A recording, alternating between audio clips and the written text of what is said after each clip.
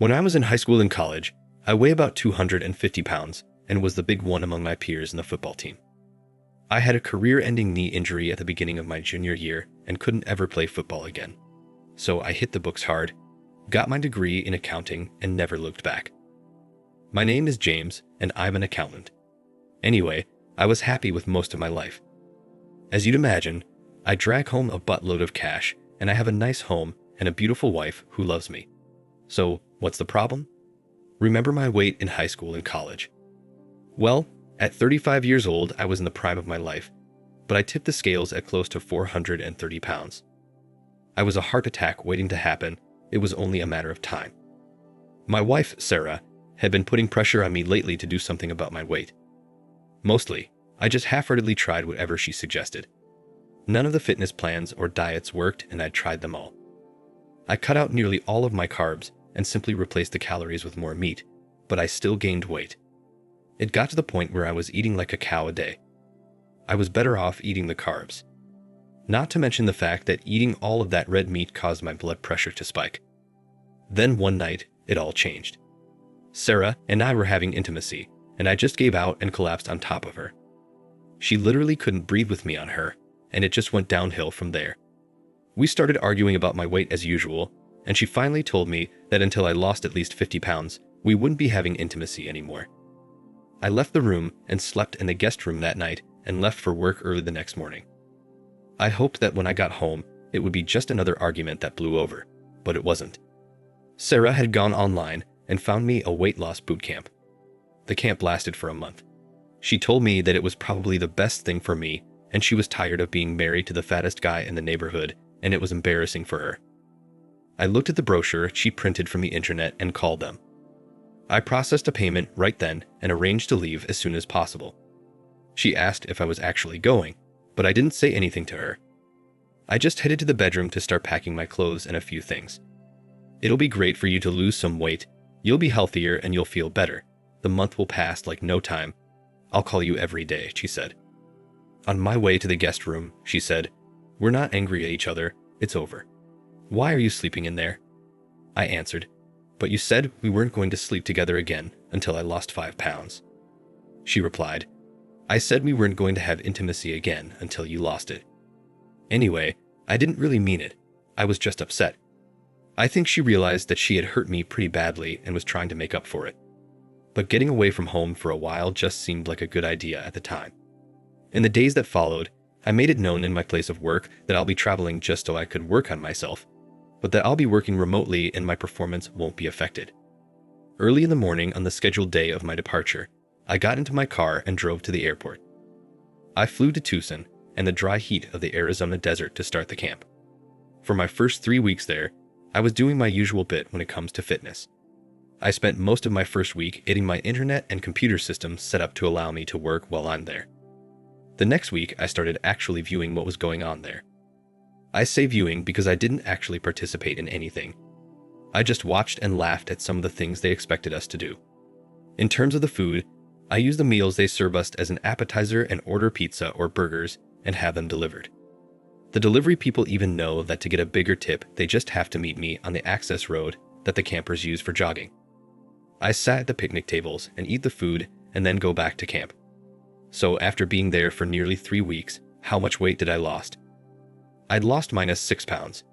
Yep, that means I was actually 6 pounds fatter than when I got there. Well, that all changed a few days later when I got a message from an old friend of mine, Steve. Anyway, Steve had just gone through a messy divorce just over a year ago and was getting his life back together. He wasn't really looking for another wife yet. He just wanted to mess around and play for a while. He texted me that he's been out on a date at a club with a woman who was way too young and too wild for him. And he thought he'd seen Sarah there with another guy. So he'd gone over to see if it was her, and yes, it was. She was out with a guy he'd never seen before and was letting the guy put his hands all over her.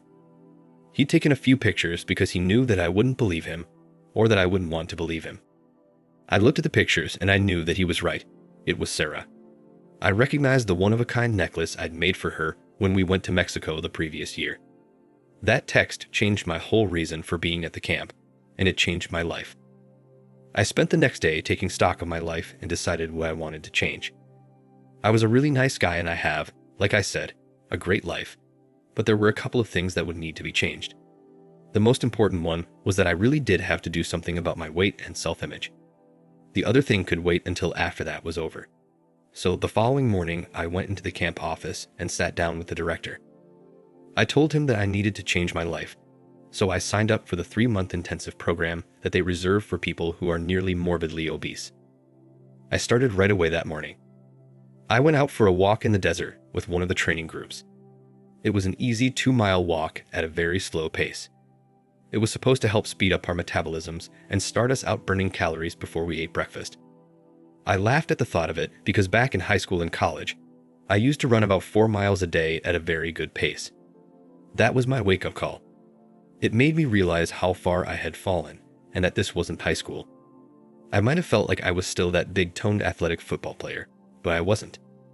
I struggled to finish the 2 miles, and near the end, I couldn't keep up the pace. There were a couple of 50-year-old ladies urging me on and telling me I was doing great as they passed me with a half-mile to go. When I got back to camp, I was bathed in sweat and had trouble walking. My knee, the one I'd injured playing football, actually hurt. As I entered the cafeteria, a lot of the people I'd befriended at the camp called me over. They were mostly shocked to see me all sweaty. They were also as big a bunch of scam artists as I was.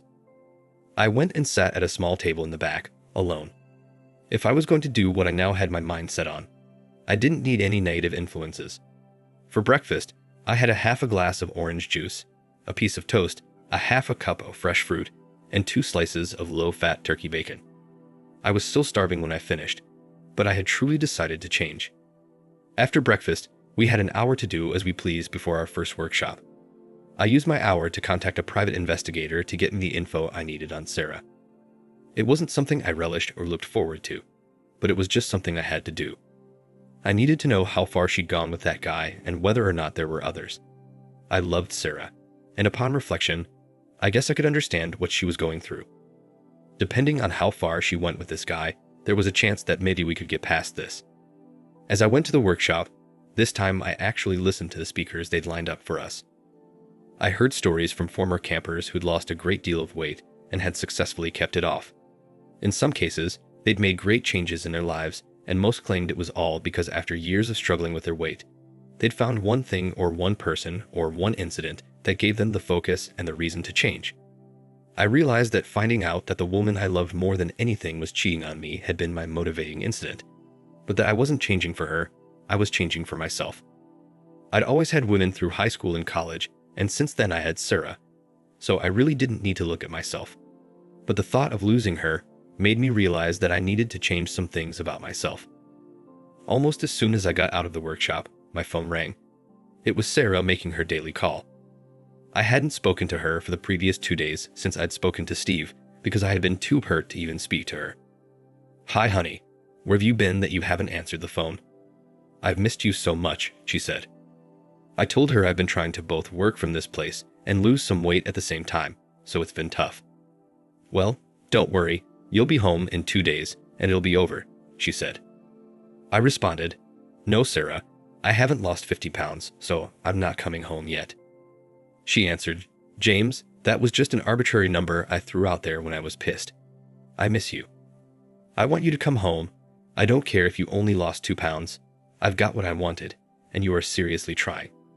If you really want to lose weight, now that you're serious about it, you can lose weight at home just as easily." I answered, "No, Sarah, a deal is a deal. I won't be home until I've lost at least 50 pounds, maybe more." In my mind, I'd keyed on her words that she'd gotten what she wanted. She probably should have said who she wanted. She continued, "Don't be so stubborn. You can lose weight at home. Besides, I've been thinking about some things and I really want you to come home."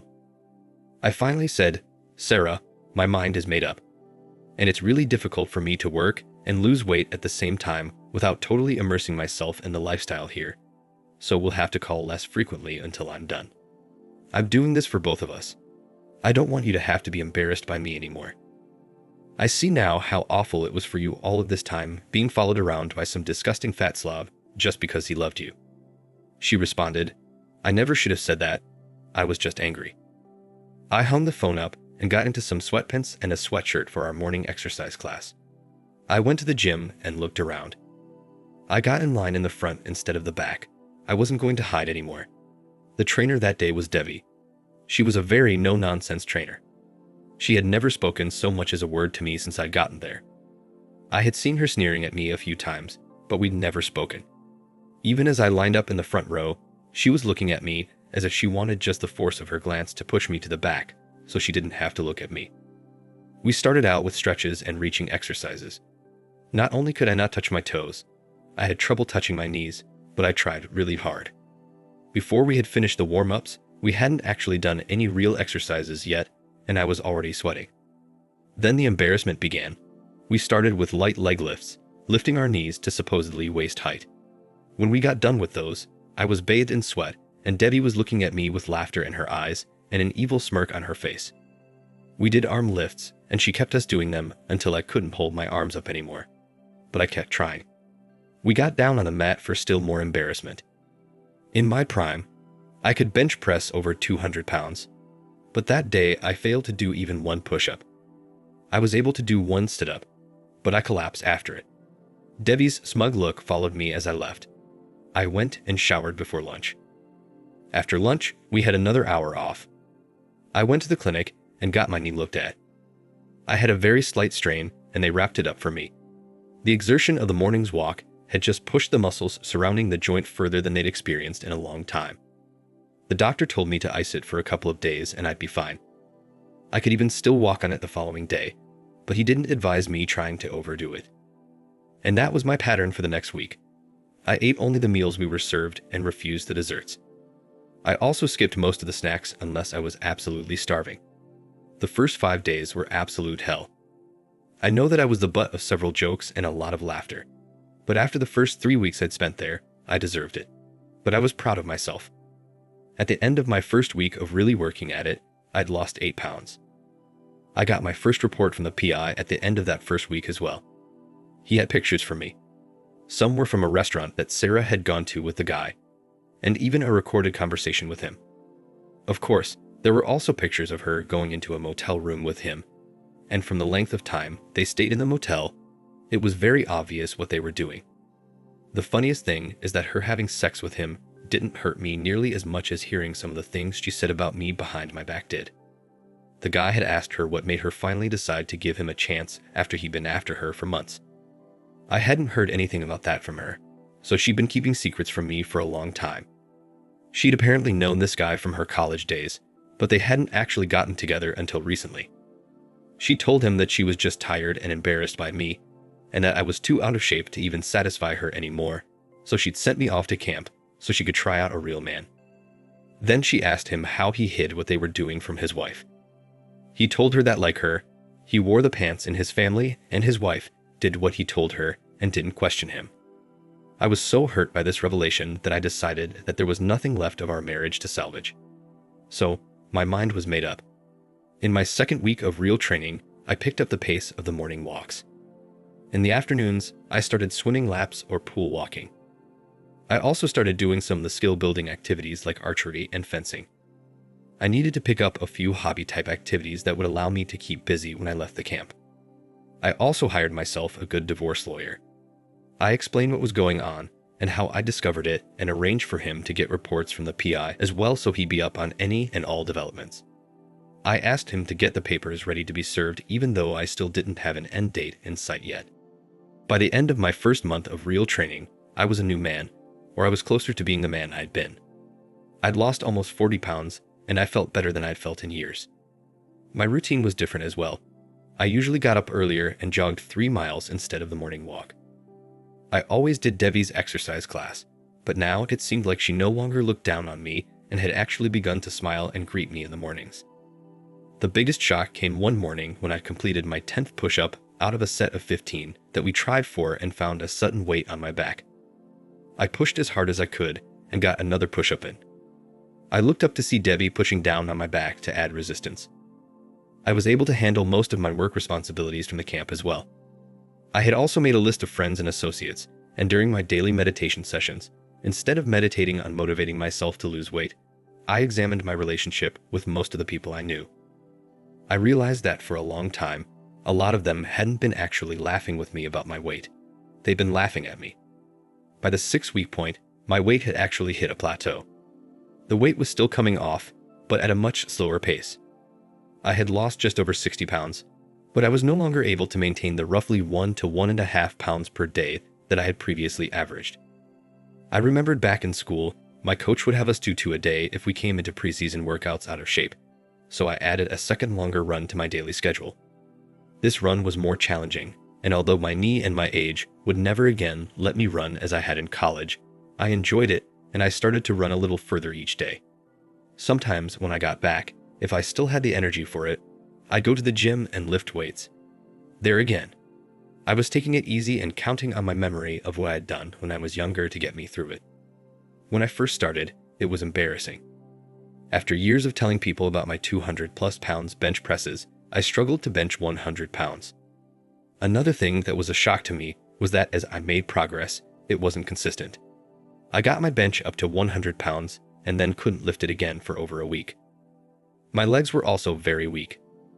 The knee injury simply wouldn't let me do squats or a lot of the other heavy leg exercises. The same thing happened with a lot of the exercises for my back. Anything I had to do in a standing position was limited by the weakness of my knee joint. But I got better slowly. The pain in my heart just didn't seem to be going away though. One night, I was trying to put up 170 pounds, and the first rep went up pretty easily. I struggled with the second rep. Common sense should have told me not to try a third, but in my emotional state, common sense was not my strong point. On the way back up, the bar got much heavier, and I just couldn't push it up. I pushed with all of my might and was trying to think of a way to wriggle out from under the bar when I felt someone grab it and start pulling it back up. Together, we managed to get the bar back on its stands. "Well, that was intelligent, James," said Debbie. "You barely made the second rep, so what made you think you could get another one in? Did you know that it is against camp policy to be in the weight room alone? Do you understand why now?" I said, "I'm sorry, Debbie, it won't happen again, and thank you for saving me. I know it's just another thing for you to laugh at, so enjoy telling everyone how you had to help the fat Slav again." I left after that. If Debbie had any further scolding or complaints, she held them, and just let me walk away. The next day after breakfast, I started looking into some of the workout rooms to see if there was another exercise group I could join. There was a yoga class and a Pilates group that I'd never tried, but I decided to try the step aerobics class. It looked like it might be fun, and there were a lot of women in the class and very few men. I was just about to go in when I heard a voice behind me. "I'll be really hurt if you go in there, James." I turned and saw Debbie standing behind me. She was dressed for class as usual and staring intently at me. "For today, why don't you come to my class like you always have? Then I'd like to talk to you after class. Tomorrow you can do whatever you like, okay?" She held out her tiny hand, and I nodded my head and took it. We went back to her workout room and did her class. "Take a shower and meet me back here, please," she told me. A half hour later, I was standing in front of the workout room waiting for Debbie to return. I didn't know what was going on with her. She probably wanted to give me another chewing out about the dangers of working out alone, and how it violated the camp's safety rules and could lead to a person being expelled from the camp. She was probably going to tell me that it was her duty to report me to the camp director. Whatever it was, there was no way it could make me feel any worse than the news I'd already gotten that morning. I'd heard from my PI that Sarah had brought that guy she'd been seeing back to my home the previous night, and he'd spent the night. I was still mulling over how I was going to handle Sarah when Debbie showed up and wiped her from my mind totally. Debbie, despite her drill sergeant manner, is very petite. She's probably about 5'2" and has inky black hair and gray eyes. My favorite thing to see is when she turns and looks at her class over one shoulder and that hair obscures one side of her face so that only one of those eyes looks at you. It's as if that eye is looking into your soul to find out if you can make just one more rep than you thought you could. Her chest, while not huge, are sizable and really determine what kind of clothing she can wear. They alone are the reason there are so many guys in her exercise classes. Her classes are tough, but most of the guys prefer them to the easier classes just so they can ogle her. Her ass is another story. It isn't huge, but it's tight and firm, so tight in fact that I'm positive you could bounce a quarter off of it. Word around the camp is that she's probably a raging lesbian, but her classes are full anyway. When she showed up in a loose-fitting sweatshirt and jeans, I was surprised. I'd never before seen her with these kind of clothes on. She had her hair pinned up on top of her head and huge sunglasses on. That outfit on a normal woman would have been great for a trip to the mall or running errands or doing yard work on a lazy Saturday afternoon. But on Debbie, it just opened up a whole new world of fantasies. It made her look more human, maybe even vulnerable. She smiled at me and nodded her head towards the exit. This confused me because I thought we were going to talk. She began, "Relax, James, you're not in trouble and you won't be in trouble. I just wanted us to talk, and usually when I want to think, I get in my Jeep and drive out into the desert.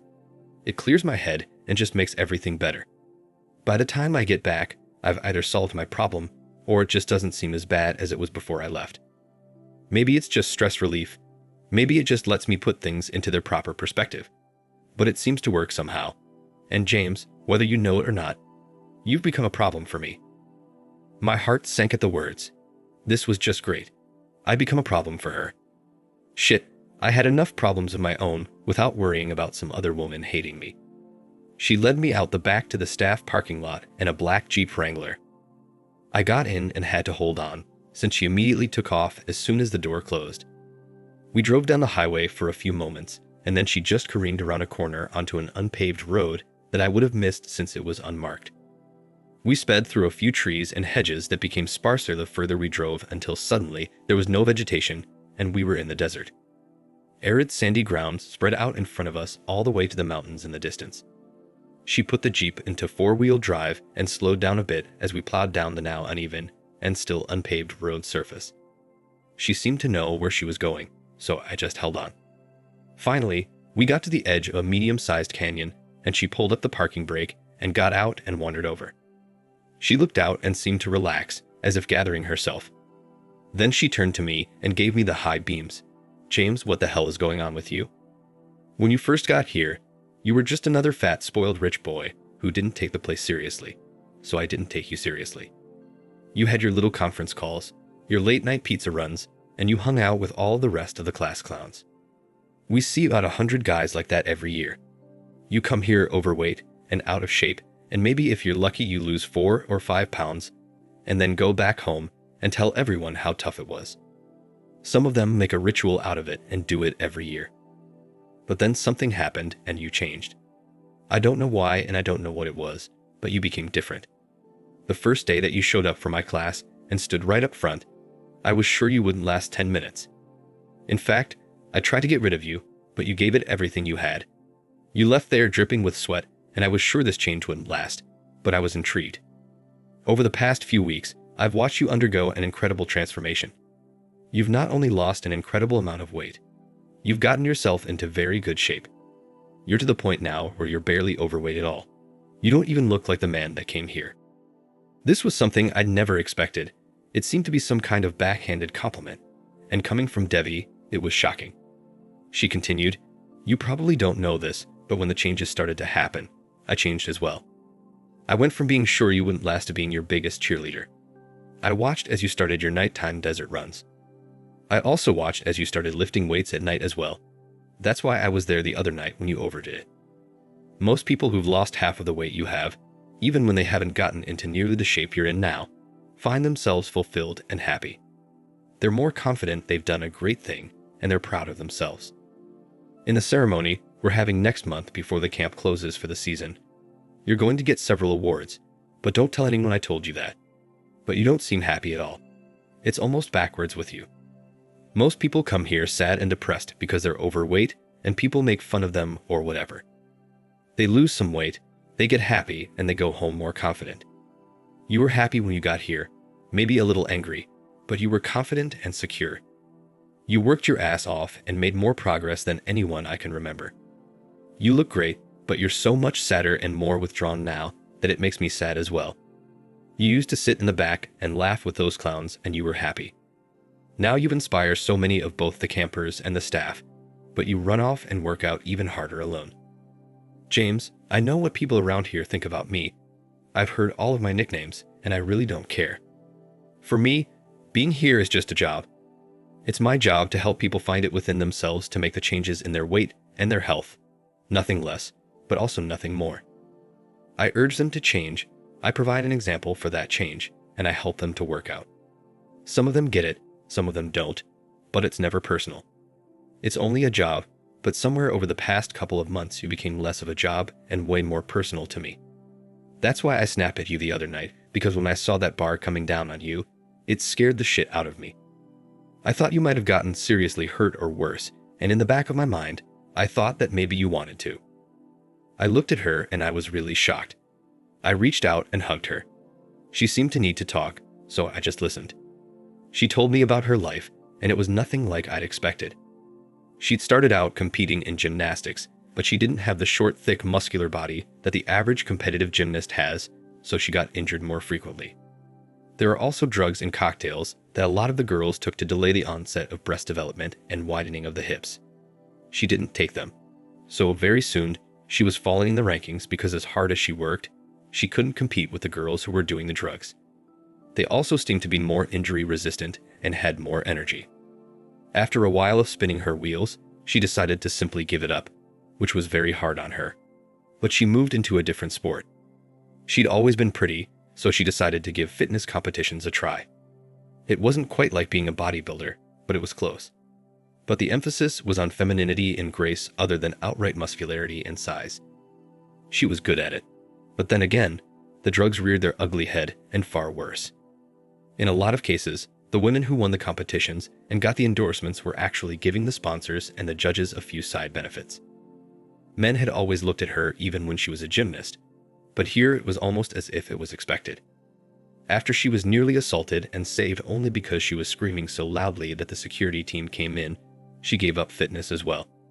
She went back to school, got her degrees in exercise physiology and kinesiology, and started a career as a personal trainer. She's been working at the camp for the past 6 years. After all of that, I felt closer to her than I'd been to anyone in a long time. So, I told her about why I'd come to the camp. I told her about my wife, Sarah. I told her that Sarah had just been embarrassed by me and wanted to send me away so she could cheat on me behind my back with someone in better shape. Well, she won't be embarrassed by you anymore, she said. The next time she sees you, she'll be all over you. I said, nope, the next time she sees me will probably be in a divorce court. I kept trying to see things from her point of view. I had to admit that I'd let myself go, and she had been totally right to want me to be in better shape, but the way she went about it, and the things that she said about me really hurt me, and they made me question whether or not she even cared about me. But the cheating is just the last straw. That was the deal breaker for me. The other things, maybe I could have forgiven after a while, but I'll never be able to trust her again. That night changed a lot of things, and from then on, I still did Debbie's class every day, but she pushed me even harder. A lot of the guys were jealous as hell when I did my push-ups with Debbie lying on my back.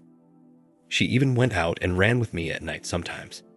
We never did anything outside of the bounds of friendship, but sometimes when she looked at me a certain way, I got tingles. At home, things were getting ugly. According to the PI, Sarah had broken off her affair with her old college friend. Apparently, he'd only been interested in her for sex. He'd been practically living in my house, spending several days a week there, and I guess even his wife was beginning to complain. The final straw had been when he and Sarah had started arguing. She'd been trying to break things off with him because the dirtiness and the thrill of it had passed, but he didn't want to let her go. She started calling me more frequently to find out when I'd be coming home. She began leaving me messages about how much she missed me and loved me. Since the camp would be closing down for about a month at the end of the season anyway, I knew I'd have to go home soon. Debbie and I went out shopping because I needed new clothes. After losing nearly 140 pounds, none of my old clothes would fit. While I was out shopping, I saw something that I'd always dreamed of, but could never have. A bright red 2009 Mustang GT in a car lot across from the mall. I went onto the lot and looked the car over. The door was open, so I sat down. I was shocked. Over 100 pounds ago, I could barely fit in my shitty car, but now I could easily get into and out of a car that I just loved. I found a salesman and started the paperwork. As soon as he ran my credit and I arranged a transfer from my account, I drove off the lot in my new toy. Debbie followed me back to camp in her Jeep. I made a few phone calls to my PI and my lawyer, informing them about the upcoming ceremony and to make sure the papers were ready and to get them delivered to me at the camp by a messenger. I called Sarah and told her that the camp would be ending on the weekend, and they were having a ceremony for the families and friends of the campers. She told me she'd be there, and she sounded excited about seeing me again. I told her not to get too excited, that this may not be a happy occasion for her. She responded, "James, over the past few months, I've realized that looks aren't everything. It's far more important to be with someone who loves you and supports you no matter what they weigh or how they look. So even if you've only lost 1 fucking pound, it's time for you to come home so we can move on with our lives. I love you and I miss you. I've had a lot of time to myself to figure out what I really want and what I really need in my life. I miss my big strong teddy bear of a husband." With that, we ended the conversation. She had no clue I was aware of her infidelity, so she kept acting like all was normal between us, and I didn't say anything either. Over the next few days, I did several more significant things to alter my life and my job. Some of the things I did, I kept secret even from Debbie. Debbie was an entirely different story. She seemed to get needier and clingier as the ceremony approached. The night before the ceremony, we had dinner so I could thank her for all of the help and inspiration she had provided. She actually held my hand for a while as we talked. She started, "So I guess our time is over. Soon your wife will be at the ceremony, and you can go back to Ohio and either put her in her place or divorce her." The only thing I could say was, "Yes." I guess I missed the sadness in her tone because my mind was on other things. We drove back to camp in silence. There were a lot of things that were unsaid between her and me. After a short while, she broke the silence. "I know that you've been far too honorable a man to even think about starting up some kind of relationship while you were still married. But is there any chance that you've made up your mind about whether or not you're going to take her back? I guess what I'm asking about is the possibility that someone might just send me a plane ticket to Ohio sometime soon." I responded, "Debbie, we've always been honest with each other. And whether or not you know this, I have really deep feelings for you. So I'm not going to start lying now. I can't say if there would be any plane tickets to Ohio or anywhere else coming, but that is not a bad idea." She nodded her head, and I didn't see her again until the ceremony. The next day was strange for me. I got up early and went out for my run alone. I guess for most of the campers, the weeks or months of working out and dieting were over. But for me, running had become a part of what I am. So just because I didn't have to do it didn't mean I'd skip it. After the run, I looked for Debbie and couldn't find her anywhere. A couple of the staffers said that she was holed up in her living quarters and not feeling well. I'd also heard that Sarah was looking all over the complex trying to find me. As a joke, I went down to the auditorium and looked for her. I saw her and passed right by her, but she didn't recognize me. I then looked around to make sure the messenger was around, and sure he was. I met with him and told him I was going to signal him when the right time comes, so he should be on the lookout for me, and he agreed. Once the ceremony began, everyone went into the auditorium. I got a really great treat too. I actually saw Debbie standing not too far from Sarah, so I got a chance to compare them side by side. It was like comparing apples to oranges though. Sarah has short blonde hair and a tall, thin body. She isn't nearly as fit as Debbie, but she's thin and pretty. Debbie, on the other hand, has just heart-stopping beauty, but is shorter. Debbie was talking to someone, apparently about me, and Sarah overheard them and freaked out. She stalked away from the table and went and sat down. She saw me looking at her and I smiled at her, but she turned her head away and I laughed. She obviously thought I was just some random guy trying to flirt with her. For the past months, she'd been dating and ducking her old married college buddy, Thomas. She'd taken him to my house and ducked him in my bed, but now she was too pure to have a stranger smile at her. What a life. As the ceremony continued, every time Sarah heard my name, she turned trying to catch a glimpse of me. Finally, I was called to go up onto the stage to get my awards. I got one award for most pounds lost in a 1-month period. I got another for largest overall weight loss. And the last one I received was for most inspirational camper because I'd come in totally out of shape and had not only lost a lot of weight, but had improved my fitness and my lifestyle and provided an inspiring and motivating example for everyone around me. As I spoke and looked out over the audience, I noticed that Sarah was sitting on the edge of her seat. She was clearly agog at my appearance. She really couldn't believe it was her fat-assed husband on the stage. I was asked to say a few words, so I did. I gave some inspirational talks about my journey and the source of my inspiration. I also acknowledged Debbie and asked her out on the stage so everyone could see her and so I could officially thank her. Everyone in the audience and on the stage reacted and cheered as she got up and came onto the stage to join me. If looks could kill, the glance that Sarah gave her as she walked past her would have been fatal. Debbie shook my hand as I hugged her for several pictures, and then the director had a few final words, and everyone adjourned for the dinner that followed the ceremony. A few minutes after nearly everyone had left the room, Sarah came storming towards me and Debbie. She started, "No wonder you wanted to stay up here for so freaking long. You just wanted to betray me with this woman while I waited at home for you." I said, "Sarah, at this point, Debbie and I are only friends. We have nothing going on. So before you start making a fool out of yourself, you should probably be quiet." "I'm sorry, baby," she said. "It's just that you look so good. You're so slim and so different." I was jealous. "I've been alone in that house for so long, and I've been so lonely waiting for you. I can't wait to get home and try out the new you." I asked, "So you've been alone and lonely?" In response, she nodded her head vigorously.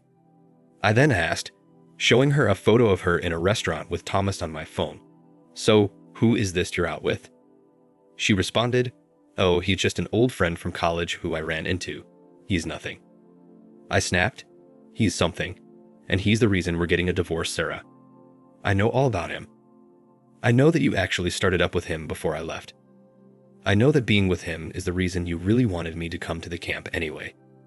I know that you were just too embarrassed to be seen with the fat husband who loved you with all of his heart and soul, but also because you wanted to be with someone with a better body who could satisfy you. Yep, I've even got you on record saying it, so don't bother trying to lie your way out of this. I also know and have pictures of you taking him into my house. That really was our home, Sarah, and you had intimacy with him in my bed, so there's really nothing else to say here." As I turned to leave, I gestured to my lawyer's messenger, who immediately stepped up and handed her the divorce papers. She began to plead, "But James, we can talk about this. It's over. It was just a fling, just a mistake. I ended it myself because I really did miss you. I came to my senses and realized that I do love you and you love me, and we have more in common than anyone else I know. The only thing I didn't like about you was all of that fat, but it's gone now." I responded, "Well, Sarah, I guess we both came to our senses. I realized after I found out about your fling that I really didn't want to be married to someone who was embarrassed by me. The thrill of being married to you was gone when I heard all of the things you said about me. You're right about one thing, though. We do have a lot in common. You were embarrassed to be seen with a fat guy, so you sent me away. I'm embarrassed to be seen with a cheater, so get to stepping." She responded, "We can get past this. Just come home. We'll talk. We'll go through counseling. We have too much history to just throw away." I answered, "It's already settled. We live in a no-fault state, so the judge will insist on a 50-50 split of the assets. We have no kids, so we have nothing to dispute. Our home represents 70% of our net worth, and I'm leaving it to you. That means you've gotten a better settlement than the courts would give you. Just walk away, and we'll both come out ahead. At least you're better off than I am, as I'm currently homeless." She started crying. "But where will you live?